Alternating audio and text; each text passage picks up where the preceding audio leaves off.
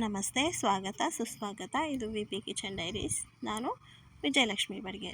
ನಾನಿವತ್ತು ನಮ್ಮ ಉತ್ತರ ಕರ್ನಾಟಕದ ಫೇಮಸ್ ಬದನೆಕಾಯಿ ಭರ್ತಾ ತೋರಿಸ್ತಾ ಇದ್ದೀನಿ. ಚೆನ್ನಾಗಿ ಗುಂಡ್ಗಿರೋದು, ಚೆನ್ನಾಗಿರೋದು, ಹುಳ ಇಲ್ಲದೆ ಇರೋದು ಎಲ್ಲ ನೋಡಿಕೊಂಡು ಒಂದು ಬದನೆಕಾಯಿ ತೊಗೊಂಡು ಅದಕ್ಕೆ ಚಾಕುವಿಂದ ಚುಚ್ಚಿ ಗ್ಯಾಸ್ ಮೇಲೆ ಅದಕ್ಕೆ ಬದನೆಕಾಯಿಗೆಲ್ಲ ಮೊದಲು ಎಣ್ಣೆ ಹಚ್ಕೊಂಡು ಚಾಕು ಚುಚ್ಚಿ ಗ್ಯಾಸ್ ಮೇಲೆ ಚೆನ್ನಾಗಿ ಸುಟ್ಕೋಬೇಕು. ಚೆನ್ನಾಗಿ ಬೇಯಬೇಕು, ಅದು ಅಷ್ಟು ಚೆನ್ನಾಗಿ ಸುಟ್ಟು ಎತ್ತಿಟ್ಕೊಂಬಿಡೋಣ. ಇವಾಗ ಇನ್ನೂ ಒಂಥರ ಭರ್ತಾ ತೋರಿಸ್ತಾ ಇದ್ದೀನಿ. ಇನ್ನೂ ಒಂದು ಬದನೆಕಾಯಿ ತೊಗೊಂಡಿದ್ದೀನಿ. ತೊಗೊಂಡು 4-5 ಚೆನ್ನಾಗಿ ಪೀಸ್ ಕಟ್ ಮಾಡಿಬಿಟ್ಟು ಅದಕ್ಕೊಂದು ಸ್ವಲ್ಪ ಎಣ್ಣೆ ಹಾಕಿ ನೀಟಾಗಿ ಬೇಯಿಸ್ಕೊತಾ ಇದ್ದೀನಿ. ನಾನಿಲ್ಲಿ ಮಾಡೋದನ್ನು ಗ್ಯಾಸ್ ಮೇಲೆ ಒಂದು ಬದನೆಕಾಯಿ ಸುಟ್ಟಿದ್ದೀನಲ್ವ, ಅದು ಒಂದೇ ಬದನೆಕಾಯಿ, ಇದು ಕೂಡ ಒಂದೇ ಬದನೆಕಾಯಿ. ನಾನು ಒಂದು ಬದನೆಕಾಯ್ದು ಮಾತ್ರ ತೋರಿಸ್ತಾ ಇದ್ದೀನಿ. ನಿಮಗೆ ಜಾಸ್ತಿ ಬೇಕಿದ್ರೆ 4-5 ಬದನೆಕಾಯಿ ತೊಗೊಂಡ್ರೆ 4-5 ಸುಡಬೇಕಾಗುತ್ತೆ. 4-5 ಈ ಥರ ಪೀಸ್ ಮಾಡಿ ಬೇಯಿಸ್ಕೋಬೇಕಾಗುತ್ತೆ. ನಿಮಗೆ ಎಷ್ಟು ಇಷ್ಟನೋ, ನಿಮಗೆ ಹೇಗೆ ಇಷ್ಟನೋ ಹಾಗೆ ಮಾಡ್ಕೊಳ್ಳಿ. ನಾನು ಮಾತ್ರ ಇಲ್ಲಿ ವೀಡಿಯೋಗೋಸ್ಕರ ಒಂದೊಂದು ಬದನೆಕಾಯಿ ತೋರಿಸ್ತಾ ಇದ್ದೀನಿ ಅಷ್ಟೇ. ಇದು ಕೂಡ ಚೆನ್ನಾಗಿ ನೀಟಾಗಿ ಬೇಯಬೇಕು. ಸ್ವಲ್ಪ ಎಣ್ಣೆ ಹಾಕ್ಕೊಂಡು ಚೆನ್ನಾಗಿ ನೀಟಾಗಿ ಬೇಯ್ದು ಇದನ್ನು ಸ್ವಲ್ಪ ಹೊತ್ತು ಮುಚ್ಚಿಟ್ಬಿಡೋಣ. ಅದೊಂದು 5 ನಿಮಿಷ ಬೇಯೋ ಅಷ್ಟೊತ್ತಿಗೆ ನಾವು ಮೊದಲು ಸುಟ್ಟು ಇಟ್ಕೊಂಡಿದ್ವಲ್ಲ ಬದನೆಕಾಯಿನ, ಅದನ್ನ ನೀಟಾಗಿ ಸಿಪ್ಪೆ ತೆಗೆದುಬಿಡೋಣ.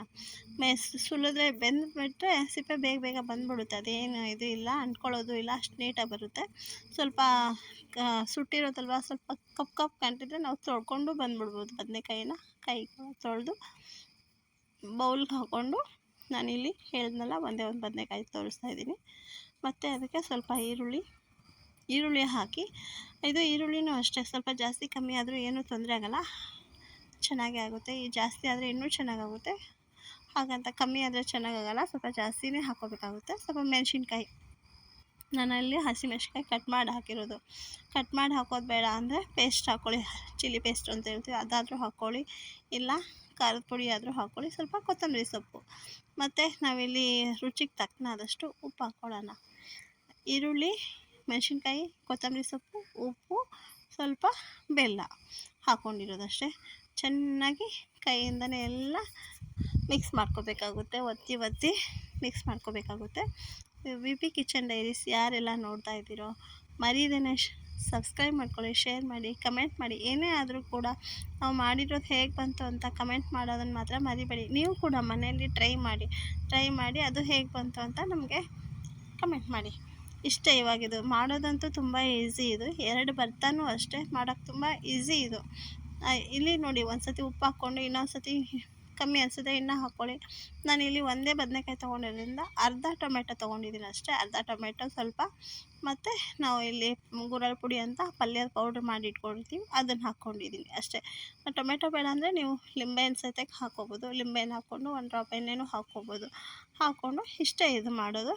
ಆಯ್ತು, ಇವಾಗ ನಾವು ಆವಾಗಲೇ ಬೇಯಿಸಿ ಪೀಸ್ ಕಟ್ ಮಾಡಿ ತವೆ ಮೇಲೆ ಹಾಕಿ ಚೆನ್ನಾಗಿ ಫ್ರೈ ಹುರ್ಕೊಂಡಿದ್ವಲ್ಲ ಅದೇ ಬದನೆಕಾಯಿ ತುಂಬ ಚೆನ್ನಾಗಿ ಆ ಬೇಲು ಒಂದು ಸ್ವಲ್ಪ ಎಣ್ಣೆ ಹಾಕಿ ಹುರಿದಿರೋದಲ್ಲದೆ ಆ ಬೇಲು ಕೂಡ ಚೆನ್ನಾಗಿ ಬೆಂದಿದೆ, ಮುಚ್ಚಿಟ್ಟಿದ್ವಲ್ಲ, ಹಾಗಾಗಿ ನೀಟಾಗಿ ಬಂದಿದೆ.